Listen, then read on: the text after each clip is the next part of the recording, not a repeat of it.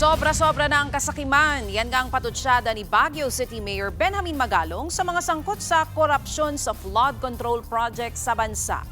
Ayon kay Mayor Magalong, ginagamit ng nasa higit 60 kongresista ang 15 kumpanya o kumpanyang contractor na isiniwalat ni Pangulong Bongbong Marcos Jr. sa publiko. Pinapahiram lamang daw ng mga kumpanyang kanilang lisensya kapalit ang maliliit na porsyento para makakorap daw ang mga sangkot na mambabatas. Mayroon din daw mga nanalo sa eleksyon na sila mismo ang naging contractor ng kanilang sariling proyekto. Handa raw ang alkalde na pangunahan ng pag-iimbestiga ng mga maanomaliang flood control projects kung itatalaga siya ng Pangulong Marcos Jr.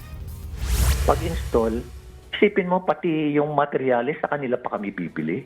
Oo. So, ganun katindi yung kasakiman ba? Hindi na wala nang wala control sa kasakiman. Yung greed sobra-sobra na. Tapos walang katapusan. Isipin mo yung pagnanakaw nila, walang katapusan. Tuloy-tuloy na. Alam mo, nag-share pa nga sila ng best practice pag nag-usap-usap yung mga yan. Ganito kasi ang gawin mo, ganito. Mga kapatid, Ruth Cabalco, para sa mabilis na pasada ng mga balitang dapat niyong malaman, mag-follow at mag-subscribe sa social media pages ng News 5.